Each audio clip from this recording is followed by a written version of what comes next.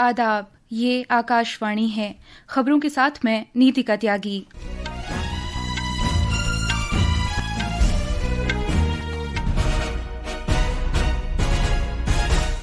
Saudi अरब में आज सुबह उम्रा करने वाले ज़ायरीन को ले जाने वाली एक बस मदीना-ए मुनव्वरा जाते हुए एक डीजल टैंकर से टकरा गई, जिससे 40 से ज़्यादा भारतीय ज़ायरीन की मौत हो गई।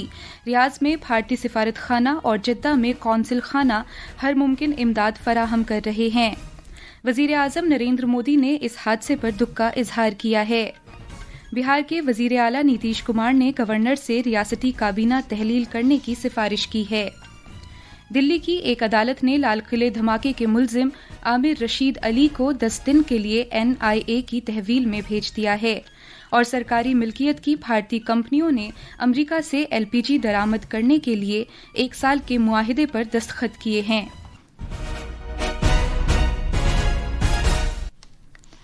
सऊदी अरब में एक सड़क हादसे में उम्रे के लिए गए हुए कम से कम 42 भारतीय ज़ायरीन की मौत हो गई।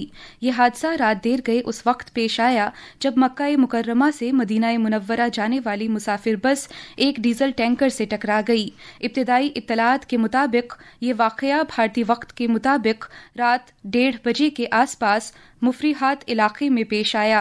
मरने वालों में 20 खवातीन और 11 बच्चे भी शामिल हैं। ये सभी लोग हैदराबाद के थे। एक 25 साला शख्स जिंदा बच गया है, जो सरे दस्त जेरे इलाज है। ज़ायरीन उम्रे के अरकान मुकम्मल करने के बाद मक्का मुकर्रमा से वापस आ रहे थे और जब ये हादसा पेश आया वो मदीना मुनव्वरा जा रहे थे। सऊदी अरब में भारतीय सफ़ीर सूरत हाल पर बज़ाते खुद नज़र रखे हुए हैं। सफ़ीर मौसूफ सऊदी अरब के मकामी हुक्काम और तेलंगाना सरकार के साथ तालमेल कायम किए हुए हैं। नायब सदर CP राधाकृष्णन और वज़ीर आज़म नरेंद्र मोदी ने इस हादसे में भारतीय शहरियों की मौत पर रंजो गम का इजहार किया है। जनाब नरेंद्र मोदी ने एक सोशल मीडिया पोस्ट में सोगवार कुनबों से ताज़ियत का इजहार किया है और ज़ख्मियों की जल्द सेहतयाबी की दुआ की है। वज़ीर आज़म ने बताया कि रियाद में भारतीय सिफारत खाना और जद्दा में कौंसिल खाना इस हादसे से मुतासरा भारतीय शहरियों और उनके कुनबे के अफराद की भरपूर मदद कर रहे हैं। वज़ीर ख़ारिजा डॉक्टर S जयशंकर ने भी इस हादसे पर रंजो गम का इजहार किया है। उन्होंने ज़ख्मियों की जल्द सेहतयाबी के लिए भी दुआ की। उधर जद्दा में भारत के कौंसिल जनरल ने मदीना मुनव्वरा के नज़दीक अलमनाक बस हादसे के तनाजुर में हेल्पलाइन नंबर्स जारी किए हैं। एक सोशल मीडिया पोस्ट में कौंसिल खाने ने बताया है कि वहां 24 घंटे काम करने वाला एक कंट्रोल रूम कायम किया गया है। हेल्पलाइन नंबर्स इस तरह हैं: 800 244 0003। दूसरा नंबर है 012 261 4093। एक और नंबर है 012 661 4276। एक और नंबर नोट कर लीजिए 055 612 2301।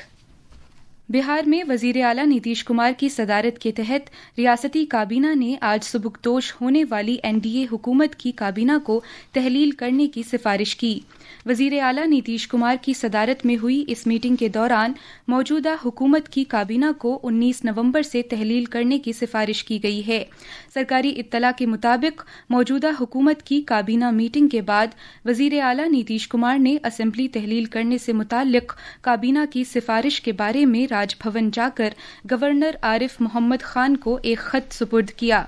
इसके बाद वज़ीर आला Nitish Kumar Janata Dal United legislative party की एक मीटिंग में शिरकत करेंगे। नीतीश कुमार पार्टी के कौमी सदर भी हैं। लेजिस्लेटिव पार्टी की मीटिंग में जनाब कुमार के इत्तेफाक़ राय से पार्टी का लीडर मुंतखब किए जाने का इम्कान है।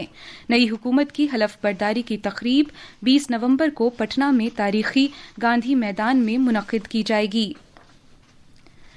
शिमाली जोनल काउंसिल की मीटिंग हरियाणा में फरीदाबाद में हो रही है।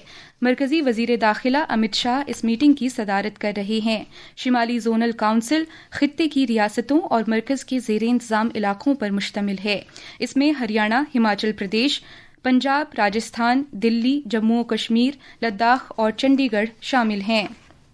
مرکزی وزیر داخلہ امت شاہ نے آج لالا لاجپت رائے کو ان کے شہیدی دیوس پر خراج عقیدت پیش کیا۔ ایک سوشل میڈیا پوسٹ میں جناب شاہ نے بھارت کی تحریک آزادی میں لالا لاجپت رائے کے انقلاب پسند نظریات اور مسلح انقلاب کو منظم کرنے اور اس کا اہتمام کرنے کے لیے مجاہد آزادی کو یاد کیا۔ یہ خبریں آکاشوانی سے نشر کی جا رہی ہیں۔ دلی کی ایک عدالت نے لال قلعے دھماکے کے ملزم عامر رشید علی کو 10 دن کے لیے NIA کی تحویل میں بھیج دیا ہے۔ ملزم کو آج پرنسپل ڈسٹرکٹ اینڈ سیشنز جج کے سامنے پیش کیا گیا۔ عامر رشید علی کشمیر کا باشندہ ہے اور اس پر عمر محمد نبی کے ساتھ سازش رچنے کا الزام ہے۔ عدالت نے حراست میں لے کر اس سے پوچھ تاچھ کرنے کی NIA کی درخواست منظور کر لی۔ NIA نے علی کو کل گرفتار کیا تھا۔ اس حملے میں جو کار استعمال کی گئی تھی وہ اس کے نام پر رجسٹرڈ ہے۔ فوج کے سربراہ جنرل اپیندر دویدی نے کہا ہے کہ جموں و کشمیر میں دہشت گردانہ سرگرمیوں میں نمایاں گراوٹ آئی ہے۔ نئی دلی میں چانکیہ دفاعی مذاکرات 2025 کے تعلق سے ممکنہ امور سے متعلق ایک تقریب سے خطاب کرتے ہوئے جنرل دویدی نے کہا کہ اس سال اب تک تقریباً 31 دہشت گردوں کو ہلاک کیا گیا ہے، جن میں سے 61% پاکستانی دہشت گرد تھے۔ آتنکواد بھی بہت زیادہ گراوٹ آئی۔ ابھی اس بار تقریباً میں 31 ملیٹنٹ مارے ہیں، جس میں کہ تقریباً 61% جو پاکستان ٹیررسٹ ہیں۔ ریکروٹمنٹ اس بار صرف ایک ہوا تھا اور وہ بھی پکڑا۔ تو کہنے کا یہ مطلب ہے پتھر بازی نہیں ہوتی ہے، نعرے بازی نہیں ہوتی ہے، بند نہیں ہوتے ہیں، سب چیزیں رک گئی ہیں۔ تو جموں کشمیر میں بدلاؤ آ رہا ہے۔ آشا اور وشواس کی جو ایک جاگروکتا ہے وہ بڑھتی جا رہی ہے اور بھارت کے پرتی جو ایک سموہ ہے وہ بڑھتا جا رہا ہے، پاکستان کی طرف کا موہ بھنگ ہوتا جا رہا ہے۔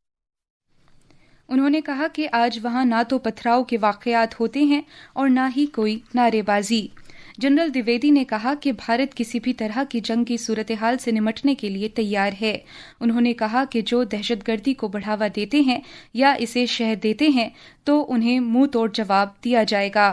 Blood and water can't flow together, talks and terror can't be together. تو ہم تو صرف یہی بول رہے ہیں کہ آپ شانتی کی پرکریا اپنائیے، ہم بھی اس کا ساتھ دیں گے۔ جب تک یہ نہیں ہوگا تب جو آتنکوادی ہیں یا ان کے آقا ہیں وہ ہمارے لیے سامان مان۔ دوسری چیز یہ ہے جو بھی آتنکوادی کو بڑھاوا دے گا ہم اس کو جواب دیں گے۔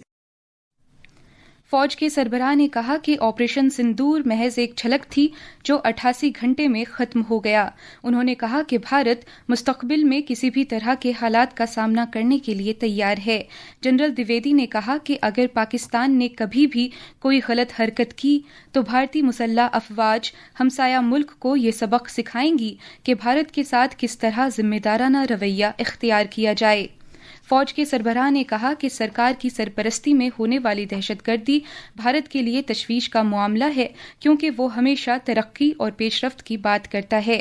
انہوں نے کہا کہ جہاں تک نئے معمولات کا تعلق ہے تو بھارت نے ہمیشہ یہ کہا ہے کہ پانی اور خون ساتھ ساتھ نہیں بہہ سکتے اور نہ ہی بات چیت اور دہشت گردی ایک ساتھ ہو سکتی ہے۔ جنرل دویدی نے بتایا کہ چانکیہ دفاعی مذاکرات کے عنوان سے بھارتی فوج کا تیسرا بین الاقوامی سیمینار اس مہینے کی 27 سے 28 تاریخ تک نئی دلی میں ہوگا۔ اس سال کے مذاکرات کا موضوع ہے تبدیلی کے لیے کام، سشکت، سرکشت اور وکست بھارت۔ بھارت کی سرکاری شعبے کی تیل کمپنیوں نے امریکہ سے رقیق پیٹرولیم گیس LPG کی درآمدات کے لیے 1 سال کے معاہدے پر دستخط کیے ہیں۔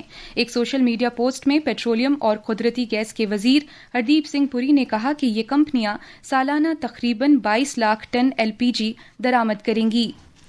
اور اب آخر میں خاص خبریں ایک بار پھر۔